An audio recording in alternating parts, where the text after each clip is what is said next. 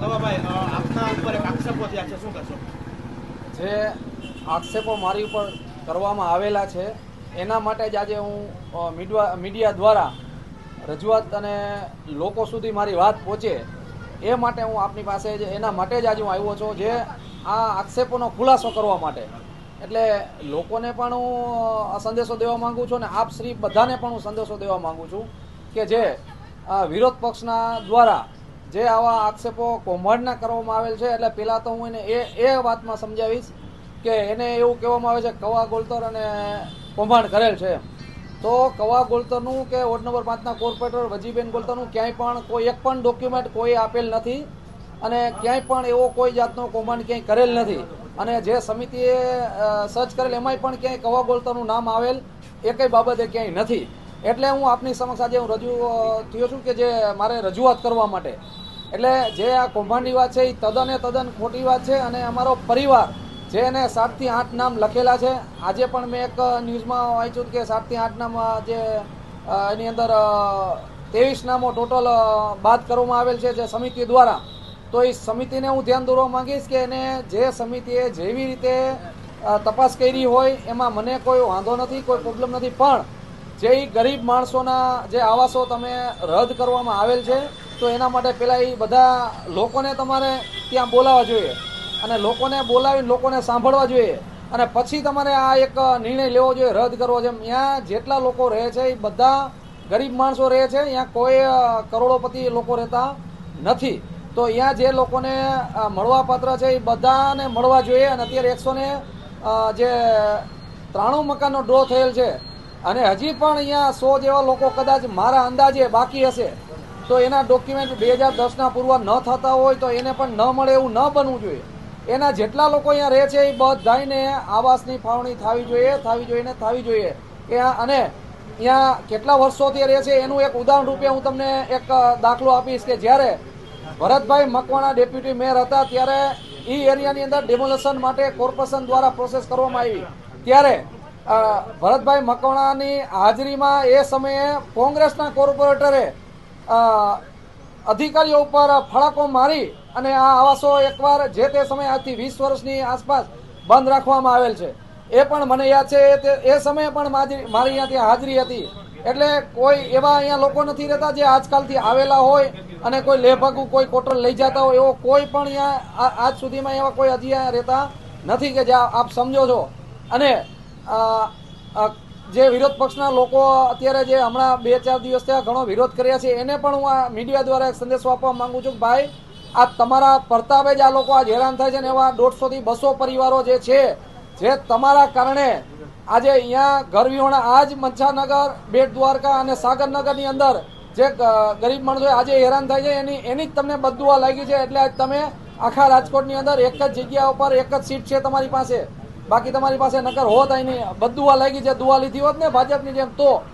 તે સમયે આ એરિયો જે છે એ કોંગ્રેસનો ગઢ ગણાતો હતો. આજે આ ભારતીય જનતા પાર્ટીનો ગઢ છે. ભારતીય જનતા પાર્ટી આને આવાસો આપે છે. તમે દરેક વખતે આડો પગ કરો છો. આની પહેલા ત્યારે ન થવા દીધો ત્યારે એ લોકોને આવાસ ન મળવા દીધા અને ત્યારબાદ જ્યારે અહીંયા પાછા ડિમોલેશન કરવા આવ્યા ત્યારે તમે લોકોએ કોર્પોરેશનના અધિકારીઓને વાહે થયા અને એના જેસીબી સળગાવ્યા. આજ પણ એ કોર્પોરેશનની અંદર બધી ફાઇલો પડી છે. જો એ સમયે તમે પ્રાથમિકતા રાખી હોત અને તમે સપોર્ટ આપ્યો હોત તો આ લોકો જે હેરાન થઈ રહ્યા છે એ ન થતા હોત. એ લોકો આજે પણ તમને બધું આપે છે અને એ લોકો આજે પણ ઘરવિહોણા અલગ અલગ જગ્યાએ ભાડા ભરીને રહે છે. એ પણ તમારા પાપે રહે છે. એટલે હું તમને વિનંતી કરું છું કે તમે તમારી વાત કરો, તમે શું કહેશો? અત્યારે વિપક્ષ ઉપર આરોપ નથી લગાવવાનો, આ કોઈ રેલી નથી. બરોબર છે. હવે મારો કહેવાનો મુદ્દો પણ ભાઈ એ છે કે જે એને મારી ઉપર આક્ષેપો લગાવવામાં આવેલ છે કવા ગોલતરે કૌભાંડ કર્યા છે. તો સમિતિએ જે સર્વે કર્યો છે એમાં કવા ગોલતરનું એક પણ જગ્યાએ ક્રિમેન્ટ નથી કે એક પણ જગ્યાએ કવા ગોલતરની કોઈ પણ જાતની મિલીભગત નથી. તો એ મારી ઉપર આક્ષેપ કરવાનો એકદમ તદ્દન ખોટો મુદ્દો છે. એટલે મારી ઉપર આક્ષેપ એક રાજકીય બદનામ કરવા માટે જ મારી ઉપર આક્ષેપ કરે છે. ભારતીય જનતા પાર્ટીએ પણ જે આપના વાઇફ જે કોર્પોરેટર છે તેમને પણ અત્યારે નોટિસ આપી છે અને તમને અત્યારે કોર્પોરેશનથી દૂર રહેવાની નોટિસ આપી છે. એને લઈ શું કહેશો? એ જે કોર્પોરેશનમાં કાર્યક્રમમાં જવા માટે નોટિસ આજે અમને એને જે ગઈકાલે અમને મળેલ છે એનો આજે અમે લેખિતમાં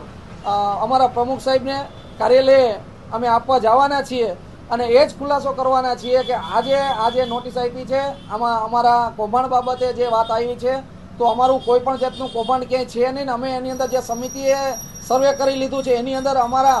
કે કોર્પોરેટરના કોઈ પણ જગ્યાએ કોઈ ડોક્યુમેન્ટ્સ આપેલ નથી કે અમે કોઈ પણ જાતનું ક્યાંય કોર્ટર મેળવેલ નથી અને મારો પરિવાર જે છે અહીંયા રહે છે ને આજે પણ રહે છે અને મકાન પણ અહીંયા હયાત છે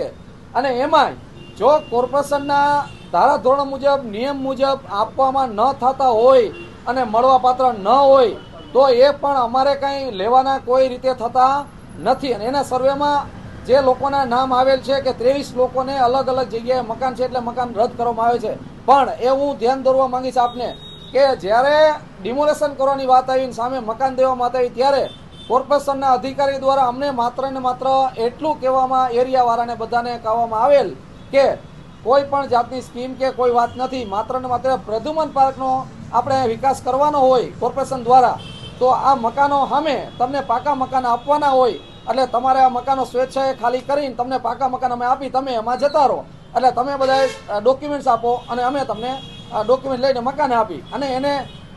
કોર્પોરેશન એની રીતે ડ્રો કરેલ છે અમને ક્યાંય એવું નથી કીધેલ કે તમે આમાં આ કોઈ જાતનો ફોર્મમાં તમે સાઇન કરો કે હવે તમને સાઇન કર્યા પછી તમે બાંહેધારી આપો કે તમે લેખિત આપો પછી તમે ક્યાંય મકાન તમારું નથી તો અમે તમને મકાનની ફાળવણી કરીએ એવી કોઈ જગ્યાએ અમને કોર્પોરેશને મને કે અમારા આખા એરિયાની અંદર કોઈ પણ જગ્યાએ અમને એવું કીધેલ નથી કે તમે અમને લેખિતમાં આપો પછી મારા ફાળવણી કરી નકર ફરજ મુજબ નિયમ મુજબ જે આવતું હોય તો એને પહેલાં બાંહેધારી જે લેવાની થતી હોય એ લેવી જોઈએ અને એને જે લેખિતમાં અમને મૌખિક લેખિત જે કહેવાનું હોય પહેલાં કહેવું જોઈએ જો પહેલાં અમારા એરિયાવાળાને લતાવાસીઓને એવું કીધું હોત કે તમારી કોઈ પણ જગ્યાએ મિલકત હોય અને મિલકત ન મળે તો આ જે લોકોએ ડોક્યુમેન્ટ્સ અત્યારે જે આપેલ છે તો એ ડોક્યુમેન્ટ્સ ન આપે તો આટલી કોઈને કસરત ન કરવી પડે આ સમિતિ ન બેસાડવી પડે કોઈને કેવું જ ન પડે એનો મુદ્દો કોર્પોરેટરના પતિ છો તમને એટલી નથી ખબર કે જેના નામે મકાન હોય અને આવાસ ન મળે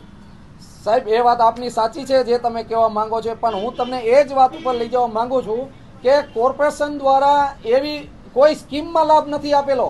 કે કોઈ એવી રીતે ગરીબ માણસોને આ યોજનામાં લાભ આપો એવી રીતે આ નથી આ એક માત્ર હું તમને સમજાવવા માંગીશ કે જે તમારું મકાન અહીંયા કાચું ઊભું છે એ મકાનની સામે તમને કોર્પોરેશન દ્વારા પાકું મકાન આપે માત્ર મુદ્દો શોર્ટ નાનો છે કે